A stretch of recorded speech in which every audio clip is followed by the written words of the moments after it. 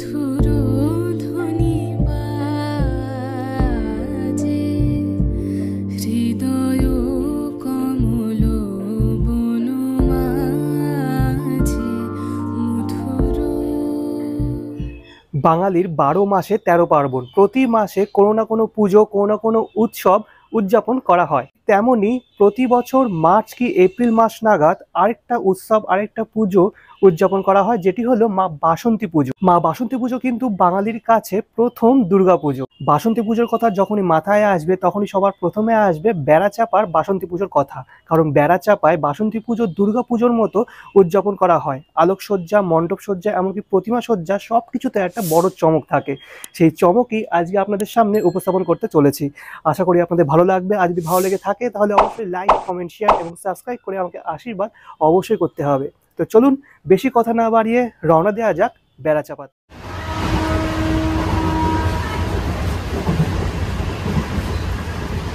বর্তমানে দাঁড়িয়ে আছি বারাসাত জংশনে। এখান থেকে যাব হাড়োয়া রোড স্টেশন, ধরে নেব হাসনাবাদ লোকাল। আপনারা চাইলে শিয়ালদহ থেকে হাসনাবাদ লোকাল ধরতে পারেন, সেক্ষেত্রে আপনাদের ভাড়া পড়বে 15 টাকা। আর বারাসাত থেকে যদি ধরেন তাহলে ভাড়া পড়বে জনপ্রতি 10 টাকা। আর চাইলে বারাসাত থেকে বাসও আছে, সেক্ষেত্রে বারাসাত চাপাডালি মোড় থেকে বাসে করে যেতে পারেন এই বেড়াচাঁপাতে, কিন্তু আমি সাজেস্ট করব ট্রেনে করে যেতে।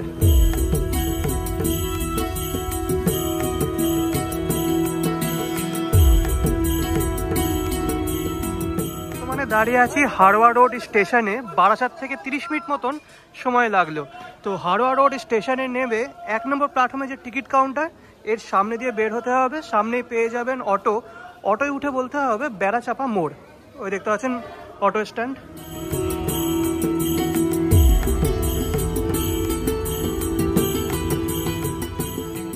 আচ্ছা, তো বর্তমানে আছি আমি বেড়াচাঁপায়। ভাড়া পড়লো জনপ্রতি 12 টাকা। তো আগের বছরও 12 টাকা পড়েছিল, এবছরও তাই ভাড়া একদম বাড়িনি। বেড়াচাঁপা মোড় থেকে কোন দিকে আপনাদের যেতে হবে সেটা আপনাদের দেখে দিচ্ছি, চলুন। বর্তমানে দাঁড়িয়ে আছি বেড়াচাঁপা চৌমাথায়। আমি আসলাম এই দিক দিয়ে, এদিকে হলো হাওড়া রোড স্টেশন।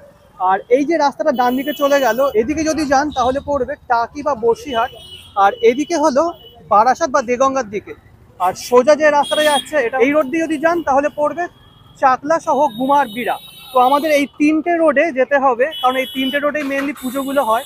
সবার প্রথমে এই রাস্তা দিয়ে অর্থাৎ বারাসাতের দিক দিয়ে শুরু করব। তো চলুন যাওয়া যাক। চাপা চৌমাথা থেকে মাত্র 2 মিনিটের হাঁটা পথে ডান দিকে যে পুজো মণ্ডপ সবার প্রথমে পড়বে সেটি হলো ভাতৃসংঘের পুজো মণ্ডপ। আর দেখতে পাচ্ছেন একটা গেট তৈরি করা হয়েছে। তো চলুন রাস্তা পার হয়ে প্রবেশ করি মণ্ডপে।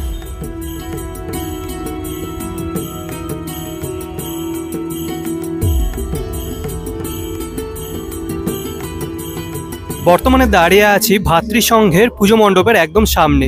যদি খুব ভুল না হই তাহলে আগের বছর এই ভাতৃসংঘের উপস্থাপনা ছিল কেদারনাথের মন্দির, আর এবছর একটা কাল্পনিক মন্দির হয়তো তারা তৈরি করেছেন, আর খুব সুন্দর লাগছে। কিন্তু যদি একবার জুম করি তাহলে দেখতে পারবেন নিচের দিকে এক পাশে আছেন সিদ্ধিদাতা গণেশ ঠাকুর, আর আছে কিছু ত্রিশূল, আর একদম মাঝখানে দেখতে পাচ্ছেন কিছু দেবী মূর্তিও আছে। আর সমস্ত মণ্ডপ জুড়ে কিন্তু অসংখ্য লাইট দেওয়া হয়েছে, আর সেজন্য খুব সুন্দর লাগছে দেখতে।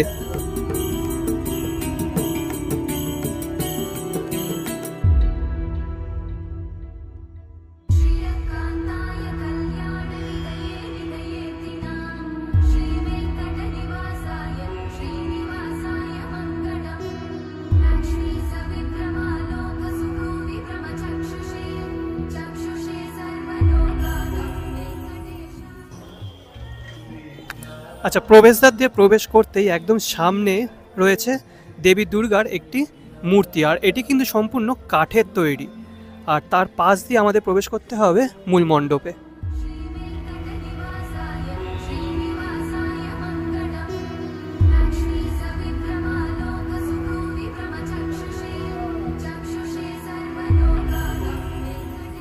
আচ্ছা, মণ্ডপের ভিতরে কিন্তু সম্পূর্ণ থার্মোকল আর কাঠের কাজ রয়েছে, তার সাথে কিছু বেতের যে মাদুরগুলো হয় তারও কাজ রয়েছে দেখতে পাচ্ছেন। আর এই যে নকশাটা দেখছেন এটি কিন্তু থার্মোকলের কাজ, আর তার মাঝখানে অসংখ্য দেবদেবীর এরকম বিগ্রহ তৈরি করা। এই যে এখানে যেমন আছেন মা কালী, আর পাশে আছেন সিদ্ধিদাতা গণেশ ঠাকুর। তো এরকম নানান বিগ্রহ তৈরি করা আছে। আর সম্পূর্ণ এই মণ্ডপের ভিতরটা কিন্তু আলোকসজ্জা আর কারুকার্যের মেলবন্ধন আপনাদের নজর কাড়বে।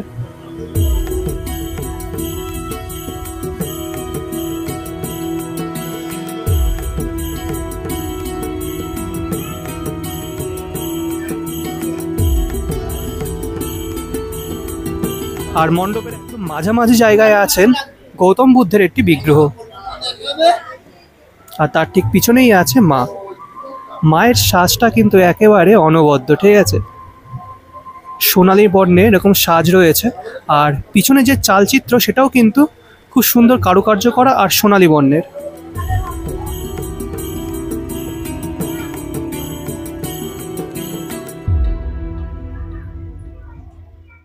ভাতৃসংঘ দেখার পর যদি দুপা বারাসাতের দিকে এগোন তাহলে মেন রোডের ঠিক ডান পাশেই পড়বে আরও একটি ক্লাব, যেটি হলো প্রগতি সংঘের পুজো মণ্ডপ। এবছর তাদের উপস্থাপনা ডিজনিল্যান্ড। এবছর প্রগতি সংঘ ৭৪তম বর্ষে পদার্পণ করলো, আর এবছর তাদের উপস্থাপনা আগেই বললাম ডিজনিল্যান্ড। আর গানের তালে তালে কিন্তু এই প্যান্ডেলের ওপর যে লাইটের কালারটা সেটি চেঞ্জ হচ্ছে আর দুর্ধর্ষ লাগছে, ঠিক আছে। আর যেহেতু রাস্তার একদম ঠিক পাশেই এই পুজো মণ্ডপ, সেজন্য কিন্তু আরও দুর্ধর্ষ লাগছে। রাস্তায় যেতে যেতে প্রচুর মানুষ কিন্তু এই মণ্ডপের দিকে তাকিয়ে রয়েছেন। তো যদিও বা এই পুজো মণ্ডপ মানে ডিজনিল্যান্ডের থিম আমি আগেও অনেক জায়গায় দেখেছি, কিন্তু এখানে কিন্তু আরও বেশি সুন্দর লাগছে আমার মনে হচ্ছে, কারণ লাইটটা আরও বেশি ক্লিয়ার।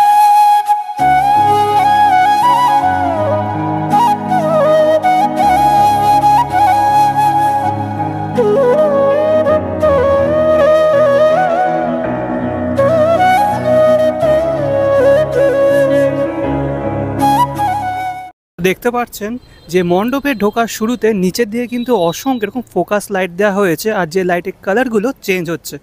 আর ঢোকার শুরুতে দুদিকে আছে মিকি মাউস, আর এদিকে ছোটো ছোটো ভলেন্টিয়াররাও আছে। নাম কি তোর? শুভ্র মণ্ডল। আচ্ছা, তো এই প্রবেশ করে গেলাম মণ্ডপের ভিতরে।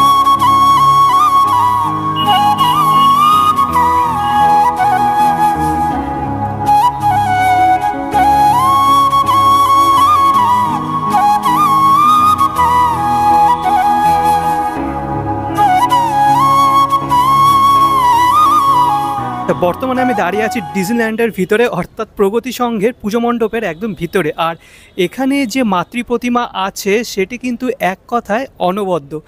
আর এই পুজো মণ্ডপের ভিতরে পুরোটাই কিন্তু ডিজনিল্যান্ডের মতো একটা ফিল দেওয়ার চেষ্টা করা হয়েছে, ঠিক আছে। তো দেখে দিচ্ছি, দেখুন মণ্ডপের সমস্ত দেওয়ালে সমস্ত যে ডিজনির ক্যারেক্টারগুলো আছে সেগুলো ছবির মাধ্যমে ফুটিয়ে তোলা হয়েছে, আর তার সামনে খুব সুন্দর এরকম কালারিং লাইট দেওয়া হয়েছে, আর দারুণ লাগছে কিন্তু। আর যদি মাঝখানে আপনাদের দেখায় তাহলে একটা বিশাল বড় ঝাড়বাতি দেওয়া হয়েছে, যার আলোয় গোটা মণ্ডপ চত্বর আলোয় আলোকিত হচ্ছে। আর সব কিছুর ঊর্ধ্বে উঠে যাচ্ছে এই মাতৃ প্রতিমা, কারণ মাতৃ প্রতিমা এক কথায় অনবদ্য। দেখতে পাচ্ছেন মাতৃ প্রতিমার যে পোশাক সেটি কিন্তু পুরোপুরি হলুদ বর্ণের, আর দেখতে বিষয়টা দারুণ লাগছে। আর মাতৃ প্রতিমার যে হাইটটা আছে সেটি কিন্তু বেশ উঁচু। আর একবার মাতৃ প্রতিমার মুখশ্রীটা দেখুন জাস্ট।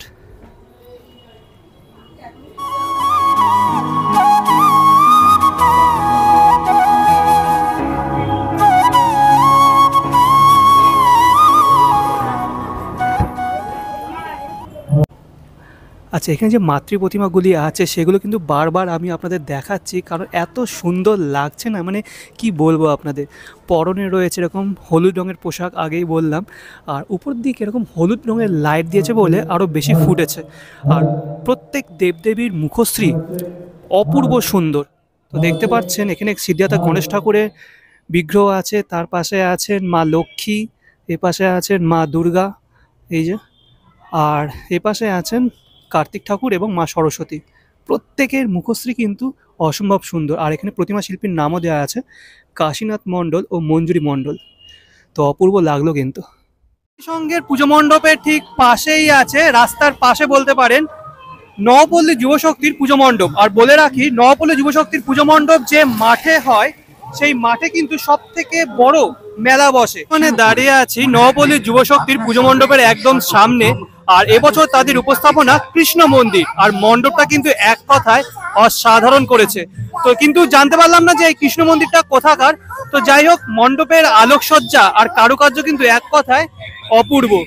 আর মণ্ডপে ঢোকার শুরুতে যে রাস্তাটা আছে সেই রাস্তাটা কিন্তু খুব সুন্দর লাইট দিয়ে সাজানো হয়েছে। প্রতি বছর কিন্তু এরকম লাইট দিয়ে সাজানো হয়।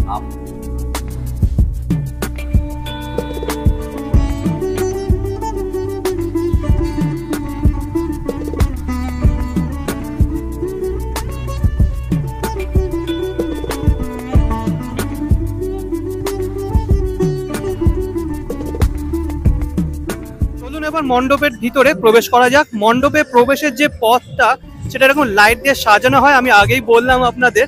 আর প্রতি বছরই এরকমই করা হয়, ঠিক আছে। আর দুপাশে করা হয় ফোয়ারা, এবার দেখছি করা হয়নি। আর মণ্ডপের সামনে মাঝখানে রয়েছে দেবাদিদেব মহাদেবের একটি মুখশ্রী, আর দুপাশে মহাদেব ধ্যান করছেন এরকম একটা মূর্তি বা বিগ্রহ তৈরি করা।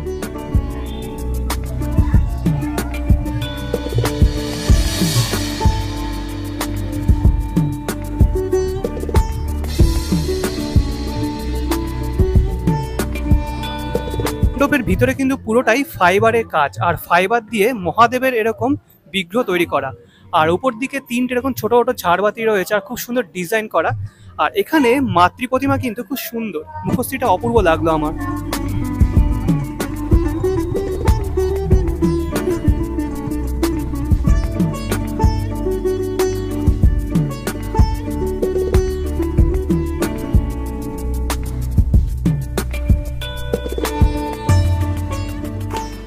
বারাসাতের দিকে তিনটে বড় পুজো হয়ে থাকে, সেই তিনটে বড় পুজো আপনাদের দেখিয়ে দিলাম। আবার ব্যাক করে যাব বেড়াচাপা মোড়ে, যেখান থেকে শুরু করেছিলাম। এর মধ্যে বলে রাখি যে এই তিনটে পুজোর কিন্তু বড় বড় লাইটের গেট করা হয়, সেই লাইটের গেটগুলো আপনাদের দেখানো হয়নি। এবার ব্যাক করে যাওয়ার সময় আপনাদের দেখিয়ে দিচ্ছি, চলুন।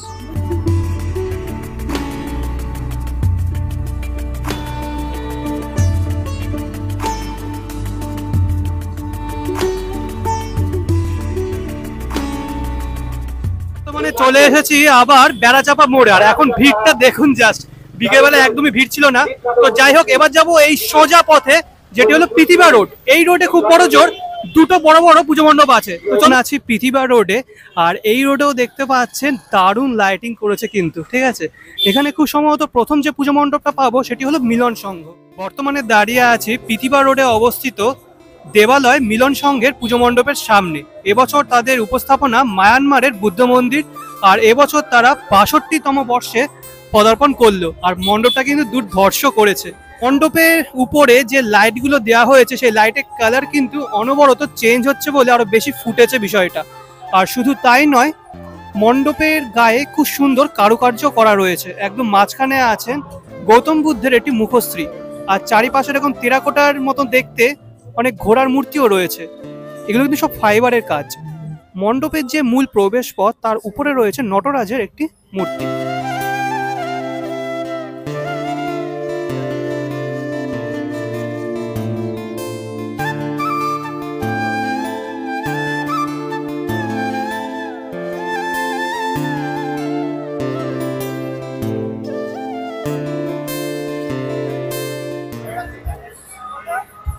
তো চলুন এবার মণ্ডপের ভিতরে প্রবেশ করা যাক।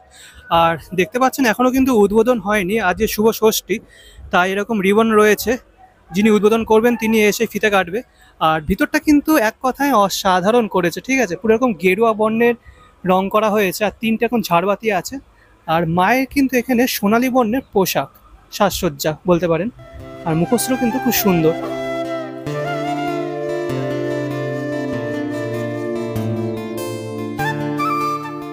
সংঘের ঠিক পাশেই আছে অগ্রগামী সংঘের পুজো মণ্ডপ। এদের পুজো মণ্ডপটা দেখছি এবার একদম ছিমছাম করেছে, কিন্তু প্রতিমা কিন্তু প্রতি বছরই খুব সুন্দর করে। তো চলুন একবার ভিতরে গিয়ে দেখা যাক। বর্তমানে দাঁড়িয়ে আছি মণ্ডপের ভিতরে, আর প্রতি বছর কিন্তু এরকম বিশাল বড় একটা ঝাড়বাতি সেট করা হয় মণ্ডপের ভিতরে। আর অগ্রগামী সংঘের একটা বড় বৈশিষ্ট্য হলো এদের প্রতিমা কিন্তু দুর্ধর্ষ করে প্রতি বছর। একবার জুম করে আপনাদের মুখশ্রীটা দেখাচ্ছি।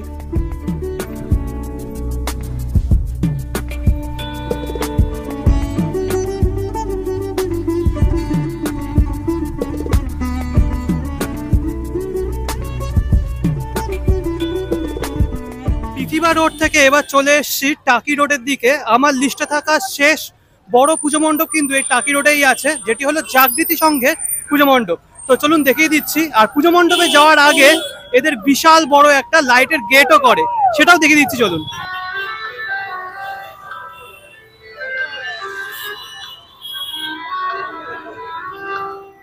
মানে দাঁড়িয়ে আছি জাগৃতি সংঘের পুজো মণ্ডপের সামনে।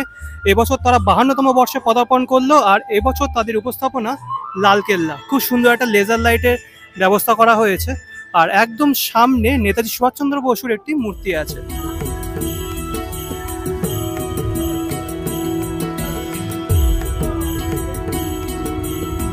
আচ্ছা, বর্তমানে দাঁড়িয়ে আছি পুজো মণ্ডপের একদম ভিতরে, আর ভিতরে এসে মনে হচ্ছে যেন কোনো গুহার মধ্যে আছি।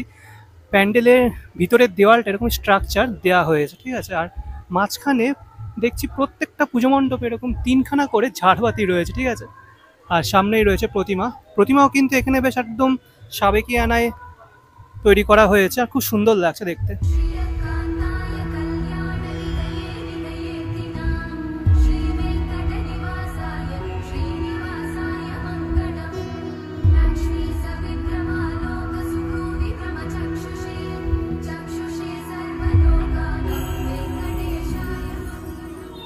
আচ্ছা, তো এই ছিল বেড়াচাপার সেরা সেরা কিছু পুজো মণ্ডপ আর মাতৃ প্রতিমা। কেমন লাগলো ভিডিওটা অবশ্যই কমেন্ট বক্সে কমেন্ট করে জানাবেন। যদি ভালো লেগে থাকে তাহলে অবশ্যই লাইক, কমেন্ট, শেয়ার এবং সাবস্ক্রাইব করে আমাকে আশীর্বাদ অবশ্যই করতে হবে। নেক্সট ভিডিও খুব তাড়াতাড়ি আসছে। আনটিল দেন ভালো থাকবেন, সুস্থ থাকবেন। আজকের জন্য বিদায়।